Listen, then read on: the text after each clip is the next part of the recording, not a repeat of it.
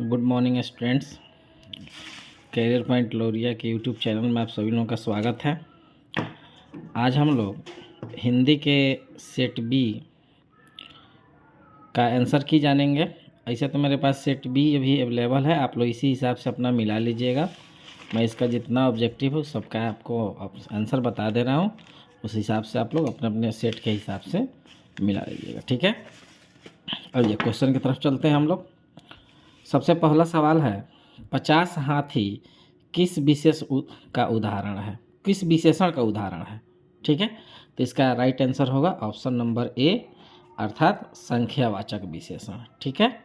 दूसरा सवाल है, मोहन मुझसे किताब लिखाता है किस क्रिया का उदाहरण है, यौगिक क्रिया, प्रेरणार्थक क्रिया, सकर्मक क्रिया, अकर्मक क्रिया। तो इसका सही आंसर होगा प्रेरणार्थक क्रिया, अर्थात ऑप्शन नंबर इसका जो बी होगा बिल्कुल सही आंसर होगा, ठीक है, प्रेरणार्थक क्रिया। तीसरा सवाल है, सत्यवान एक वर्ष से अधिक जीवित नहीं रहेगा, किस काल का उदाहरण है, ठीक है।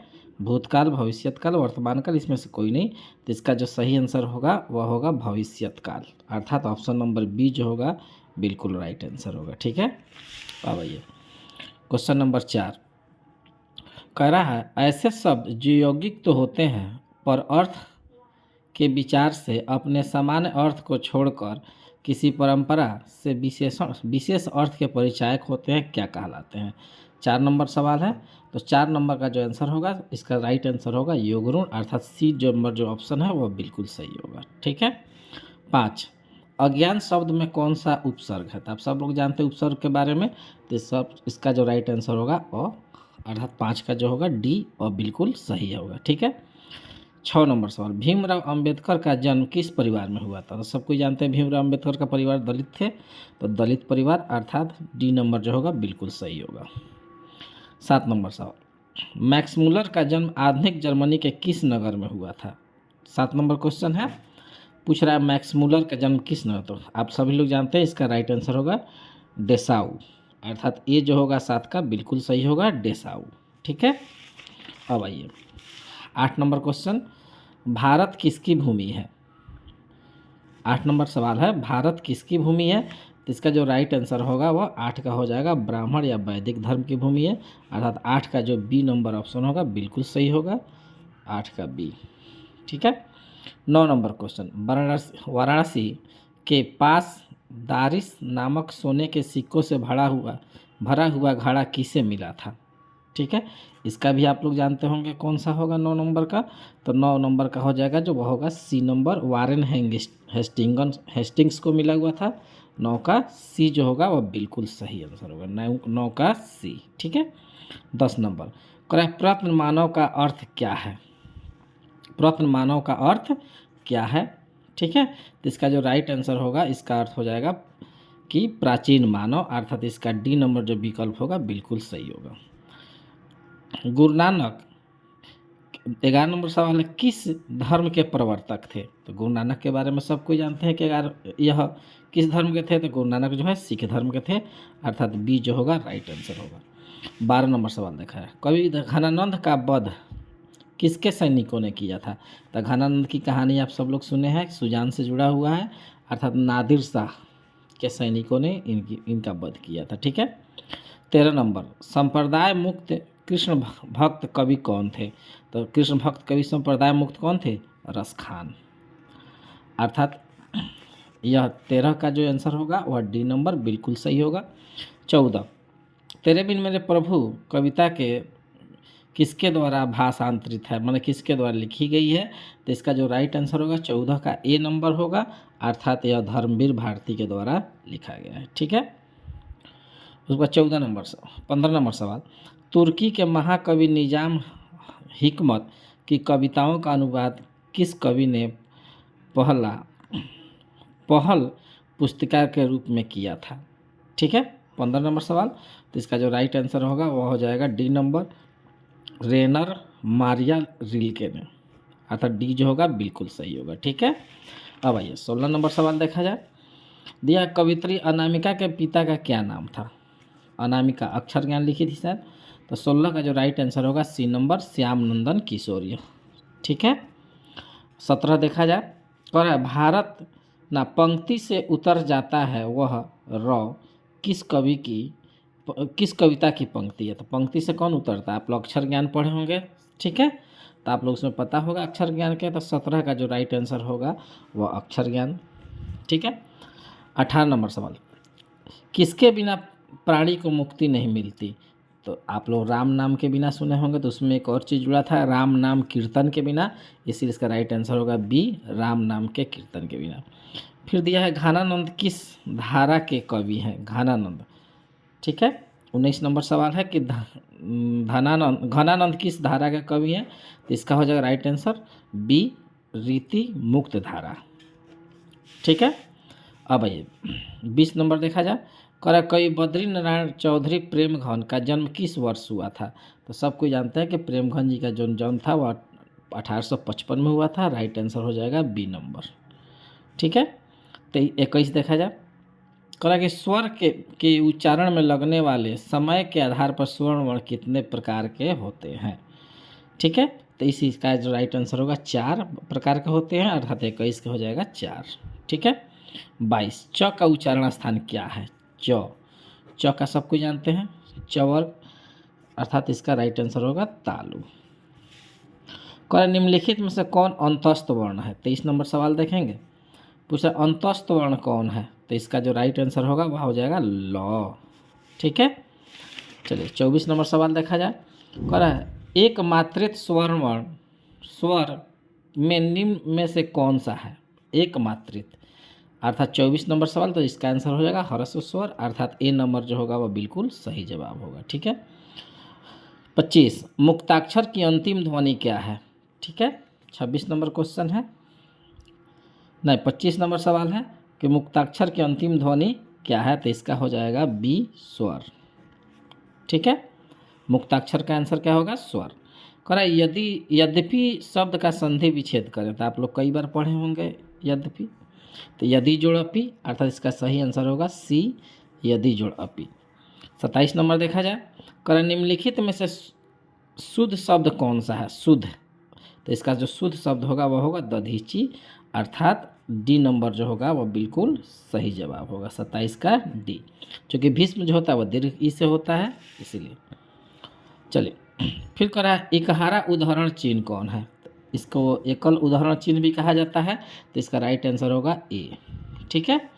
जो डी देख रहे हैं इसमें डबल दिया है, तो डबल या युगल उदाहरण चिन्ह बोला जाता है, ठीक है। अब है 29 नंबर सवाल, 29 को देखा जाए, कह रहा है त्र क्या है। तो त्र जो है बाबू वह संयुक्त व्यंजन है, कौन सी है, संयुक्त व्यंजन, अर्थात 29 का बी हो जाएगा। फिर कह रहा है 30 नंबर, उस विकारी शब्द को क्या कहते हैं जिससे विशेष वस्तु भाव तथा जीव के नाम का बोध होता है, ठीक है। 30 नंबर सवाल है, तो इसका आंसर हो जाएगा संज्ञा, क्या कहते हैं, संज्ञा, अर्थात 30 का जो सी होगा बिल्कुल सही जवाब होगा।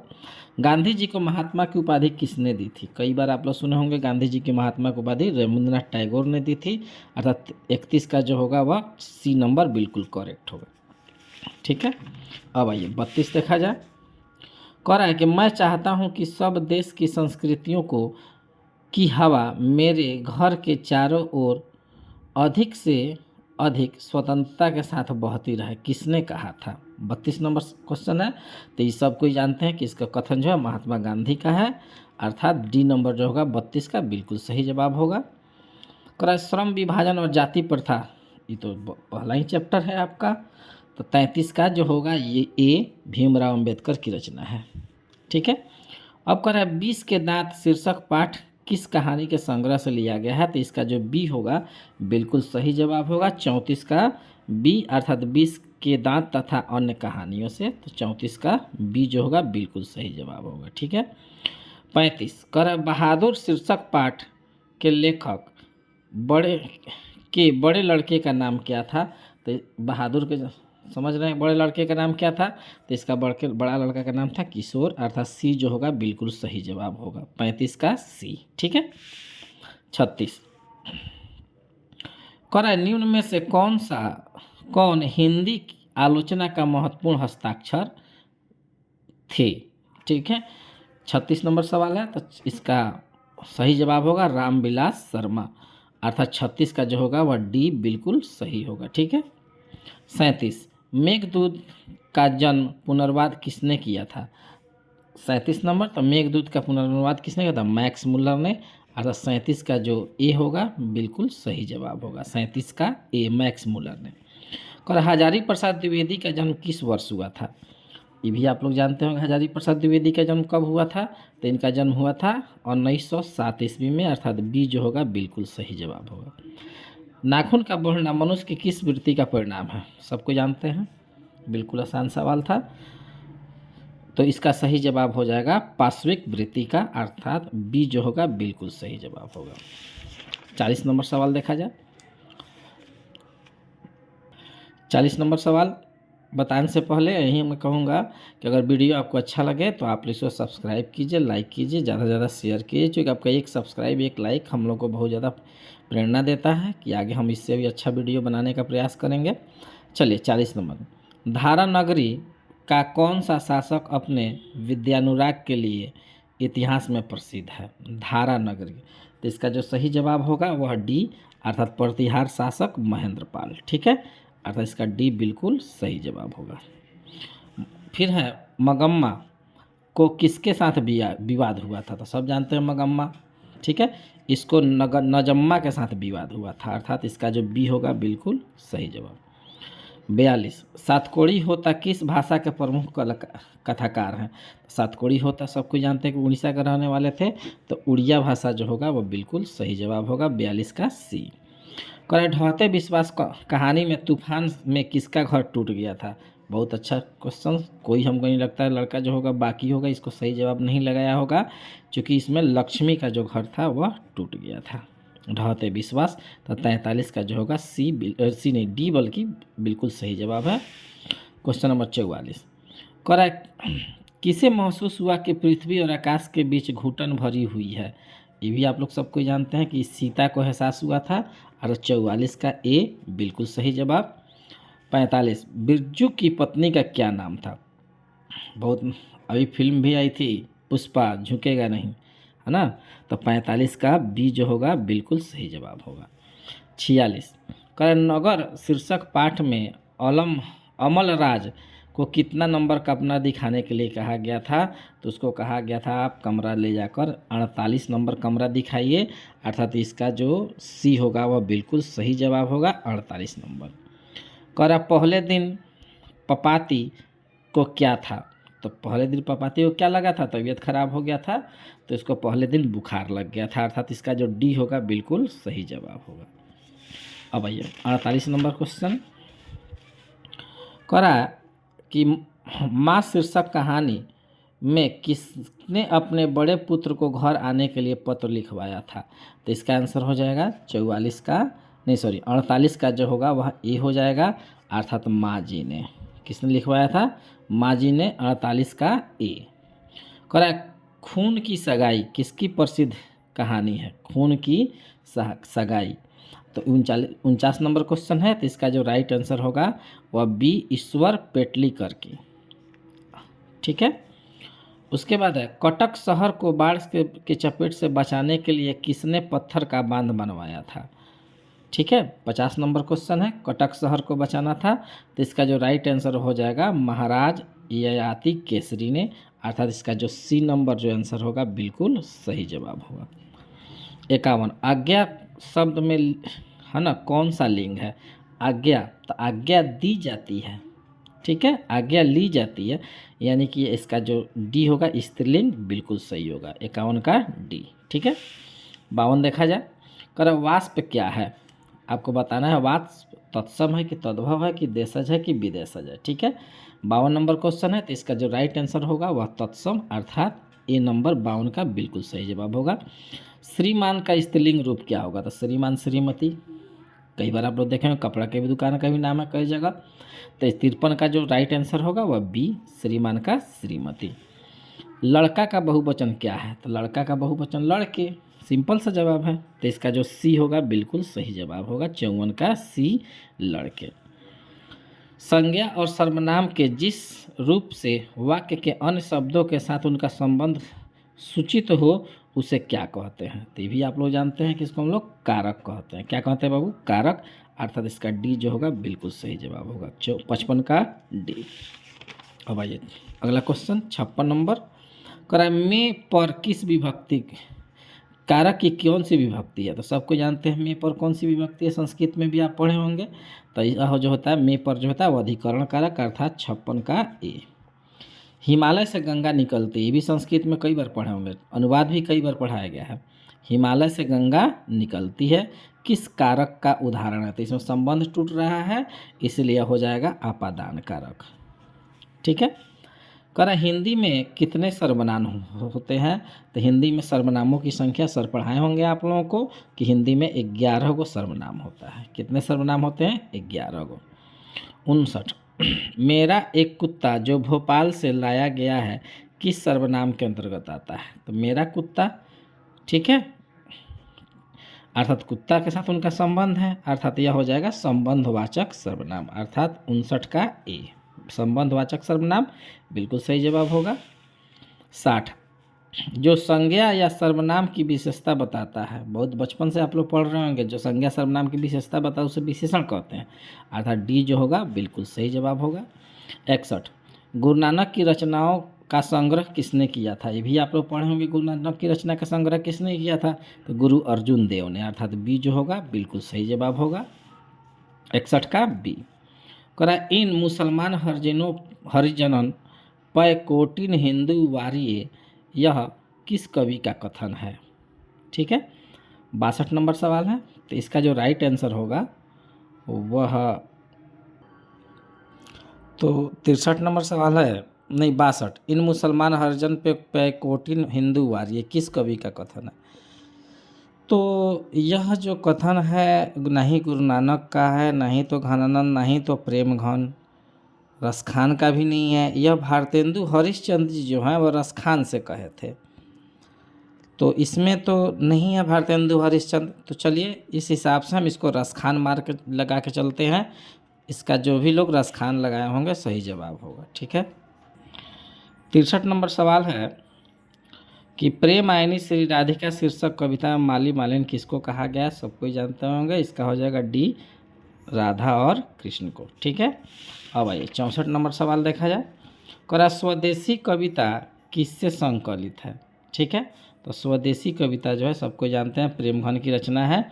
64 नंबर सवाल, तो इसका जो होगा ए बिल्कुल सही जवाब होगा। ठीक है, 64 का ए। 65 युगपथ किसकी रचना है? युगपथ जो है सुमित्रानंद पंत की रचना है, 65 का बी। 66 ग्रामीण जीवन का यथार्थवादी चित्रण प्रेम घन रचित किस काव्य में हुआ है? ठीक है, तो इसका जो आंसर हो जाएगा 66 का हो जाएगा जीर्ण जनपद में, अर्थात 66 का क्या हो जाएगा सी। 67 मीर मुंशी ने किस कवि का वध किया था? तो मीर मुंशी ने वध किया था किसका? तो घनानंद का। ठीक है। अब भाई 68 नंबर सवाल देखा जाए। 30 कोटि संतान नग्न तन, इस यह पंक्ति किस शीर्षक कविता की है? तो आप सब लोग जानते हैं कि भारत माता ग्रामवासिनी जो पाठ है भारत माता उसी की है, अर्थात 68 का ए। 69 निम्न में से कविता भारत में जनतंत्र का उदय जय घोष है कि यहाँ का? तो भी आप लोग जानते होंगे, यह हो जाएगा जनतंत्र का जन्म, अर्थात 69 का क्या होगा डी नंबर बिल्कुल सही जवाब होगा। 70 एक बूंद सहसा उछली किसकी रचना है? एक बूंद सहसा उछली, तो यह जो है वह अज्ञेय की रचना है, और 70 का ए। ठीक है, 70 का ए। 71 लेखक हजारी प्रसाद द्विवेदी ने दयनीय जीव किसे कहा है? तो लेखक ने किसको कहा था जी? तो अल्पज्ञ पिता को कहा था, अर्थात 71 का ए। ठीक है। अब आइए 72 को देखा जाए। 72 नंबर कह रहा है किस शासक ने ऐसा सिक्का चलाया जिस पर नगरी लिपि में राम रसीय शब्द अंकित था? तो यह जो चलाए थे वो थे कौन? अकबर, अर्थात बादशाह अकबर ने वह सिक्का चलाया था। तो 72 का हो जाएगा बी। फिर कह रहा है चंद्रगुप्त द्वितीय विक्रमादित्य का व्यक्तिगत नाम क्या था? तो इनका व्यक्तिगत जो नाम था वह था देव, अर्थात इसका हो जाएगा सी। 74 कर्नाटक प्रदेश का श्रवण बेलगोल स्थान किसका तीर्थ स्थल है? तो आप लोग सब कोई जानते हैं यह जैनों का तीर्थ स्थल है, अर्थात इसका हो जाएगा कौन सी डी, 74 का डी। 75 बहादुर शीर्षक पाठ में किसकी कहानी है? तो जानबेगर बहादुर जो था वो नेपाली था, तो नेपाली गवई जो है ऑप्शन नंबर ए गोरखे की कहानी है। ठीक है, अर्थात 75 का ए। 76 देखा जाए, कर बहादुर को मारकर भैंस भागी भागी किसके पास गई? तो बहादुर को मारकर भैंस किसके पास भागी भागी गई थी जी? तो बहादुर के माँ के पास गई थी। तो 76 का क्या लगाइएगा आप? बी। ठीक है, 77 देखा जाए, 77 है बड़े भाई किस लेखक की रचना है?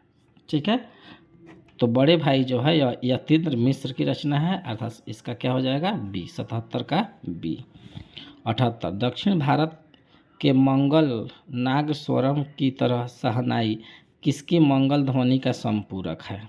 ठीक है, 78 नंबर सवाल है, तो इसका सही जवाब हो जाएगा 78 का सी नंबर, अर्थात रामविलास शर्मा की रचना, नहीं सॉरी श्रम गीत की है। 78 का क्या हो जाएगा? सी। 79 देखा जाए, मरते दम तक शहनाई न छूटेगी न काशी किसका कथन है? सबको जानते हैं शहनाई किससे जुड़ा था, तो बिस्मिल्लाह खान से। तो 79 का ए जो होगा बिल्कुल सही जवाब होगा। अब आइए 80 नंबर सवाल देखा जाए, कारण नसीहत शब्द का अर्थ क्या है? नसीहत, ठीक है, तो अर्थात होता है इसका शिष्ट तरीका, अर्थात सी जो होगा बिल्कुल सही जवाब होगा। गायक शब्द में कौन सा प्रत्यय लगा है? तो गायक शब्द में 82 नंबर सवाल है, तो गायक में यक लगा है, नहीं यक नहीं अक प्रत्यय लगा है, अर्थात यह हो जाएगा सी, 81 का सी। तालु शब्द का विशेषण क्या है? तालु, तालु सब कोई जानते हैं। 82 नंबर सवाल, तो इसका जो सही जवाब हो जाएगा वो हो जाएगा तालव्य। ठीक है, अब ये 83 कह रहा संधि में किसका योग होता है? तो संधि में सब कोई जानते हैं कि दो वर्णों का योग होता है, अर्थात ए जो होगा वह बिल्कुल सही जवाब होगा। ठीक है, 83 का ए। ठीक है, 84 कह रहा जिसमें पूर्व पद की प्रधानता हो और समास पद अव्यय हो वह कौन सा समास होता है? तो आपको सबको पता है यह जो समास होता है इसको हम लोग अव्ययी भाव समास कहते हैं, अर्थात 84 का बी। 85 का रोगग्रस्त कौन सा समास है? अर्थात रोग से ग्रसित है, अर्थात यह तत्पुरुष समास है। संस्कृत में भी आप पढ़े होंगे। कह रहा है वह बाजार की ओर आया होगा किस पदबंध का उदाहरण है? वह बाजार की ओर आया होगा, वह इसमें क्रिया पदबंध है, अर्थात इसका हो जाएगा डी, अर्थात 86 का डी। जिस वाक्य में एक साधारण वाक्य के अतिरिक्त उसके अधीन दूसरा अंग वाक्य हो उसे हम लोग क्या कहते हैं? तो इस तरह के जो भी सवाल हैं 87 नंबर सवाल, इसको हम लोग कहते हैं मिश्र वाक्य। क्या कहते हैं बाबू? मिश्र वाक्य। ठीक है, 87 का ए। 88 करा कछुआ ने खरगोश को हरा दिया, यह किस वाक्य का उदाहरण है? कछुआ ने खरगोश को हरा दिया, अर्थात यह सरल वाक्य है, अर्थात 88 का बी हो जाएगा। 89 देखा जाए निम्नलिखित में शुद्ध वाक्य क्या है? तो इन चारों में शुद्ध वाक्य जो है वह हो जाएगा आपका 89 है ना। तो चूहा कपड़ा कुतर कुतर फाड़ दिया, रूपवती सुमन बहुत सुंदर है, मकड़ी जाल बुन रही है, मोहन और राम और मोहन घोर मित्र हैं। 89, तो इसका हो जाएगा